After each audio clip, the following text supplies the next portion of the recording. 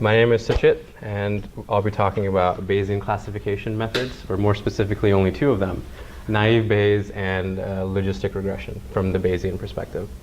So I was talking to a few people beforehand, and a lot of you haven't really heard about Bayesian methods and how they're set up. So we're going to, for the first maybe 10 minutes or so, do an overview of what that's all about and create a base for what I'll be saying later on.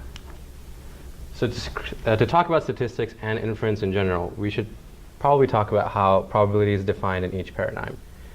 So the frequentist approach, which is the classical approach that we've learned through Casella and Berger and whatnot, thinks of probability as choosing a random point in a Venn diagram and determining the percentage of times the point would fall in a certain set as you repeat this process an infinite number of times. So more or less, this seeks to be objective. Kolmogorov and Venn, or at least John Venn, he's sort of a father of frequentist probability theory, wanted to rigorize research in the social sciences, and it made sense because during that time period it was pretty subjective, and he wanted to make it more objective. So having an infinite process and having probability be a limiting process from that sort of makes sense and is more or less, when that situation actually occurs, it is actually an objective thing to view. Whereas the Bayesian approach views probability as a subjective state of belief. You assign the probability of an event, and it just depends on person to person. It's the condition under which you would make a bet with your own money. So as I understand the history of probability, this was really the first betting was what started investigation into the probability of events. Rich individuals were all about beating each other and making more money. And they went to mathematicians to help them figure out what the probability of certain events was.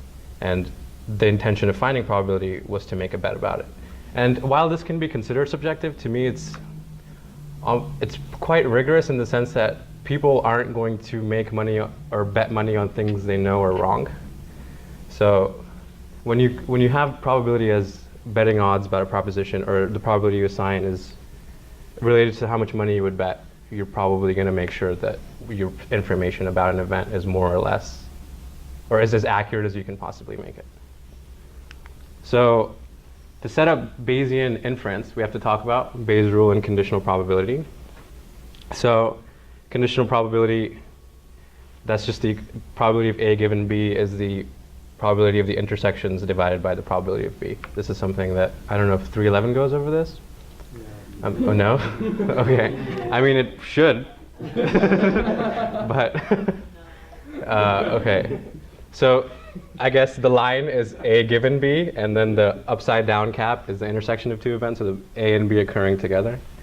So Bayes' rule, from the conditional probability statement, you can go down and have A intersection B equal B given A times the probability of A, and then you can just do a substitution and come to Bayes' rule from that. So the primary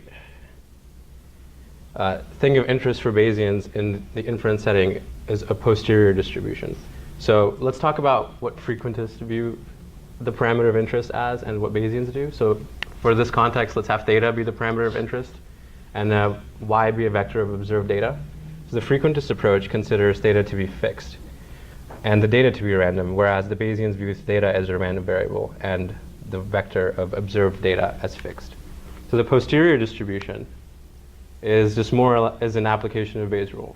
You have theta given y equal the probability of y given theta, or the density of y given theta, times f of theta divided by the marginal distribution of y. F of theta is called the prior distribution that you have about the parameter, and it encapsulates our belief about the parameter before we gather any data. And then our beliefs are updated by the data we observe, and we get to our posterior distribution. And the posterior distribution describes everything we know about the parameter. And since theta is now treated as a random variable, we can make probability statements about it. So I'll probably touch on that later if you don't completely understand what that means. So as I understand it, the primary goals of the frequentist approach are to calculate point estimates for the parameters and use standard errors to calculate confidence intervals.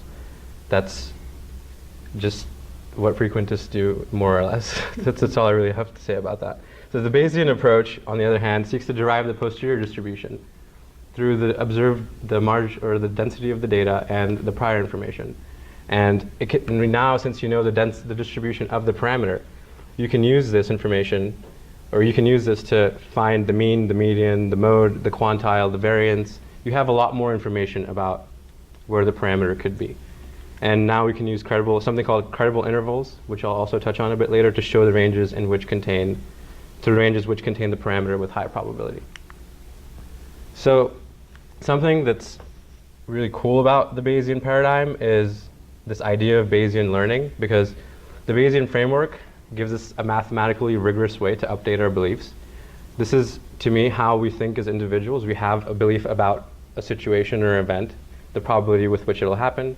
We observe data, we update our belief about it, and we go to our posterior belief, which can then be used as a prior belief for the second time where we observe the data.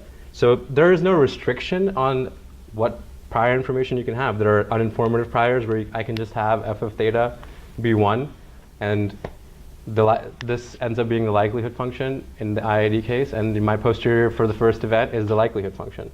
So it's at least a similar results to the frequentist approach in that sense. But now, after I observe data and my prior is updated, I can take that and use it as my prior for the second time period. And as I observe new data, I update my posterior again, and that keeps going on until as long as you want it to, I guess. So this is just an overview of differences that I've talked about. This is from Jeff Gill's book, Bayesian Methods for Social Sciences. It's pretty good. It's not as theoretical, but it has a good overview. And since, as usual for the since the classical approach is prevalent, he really has to give proper arguments for the Bayesian approach, and he sort of evangelizes it in his book. So if you want to hear the other side of the story, this might be a good book to read. So the interpretation of probability, it's an infinite series of trials performed or imagined. Imagined, that's a keyword there too, under identical conditions. The quantity of interest is the probability of observing the data given a particular hypothesis or parameter. And whereas the Bayesian approach is the probability that the research observer, or their degree of belief before and after the data is observed. And the quantity of interest is the probability of what the parameter is going to be given the data. So the frequentists believe that data are an IID random sample, parameters are fixed, whereas Bayesians are about the data which is observed, and that's fixed, and the parameters are unknown and described distributionally. Frequentists think about point estimates and want to create 95% confidence intervals, whereas Bayesians are more concerned with describing the posterior distribution with means, quantiles, modes. And you can create something called the highest posterior density, which indicates the region with highest probability. So this is more or less an overview. We can go to linear regression after this, but are there any questions at this point about what I just talked about? That was a really quick overview of what Bayesian statistics is all about. No? Have I put all of you to sleep? Am I really monotonous here? I'm updating my beliefs.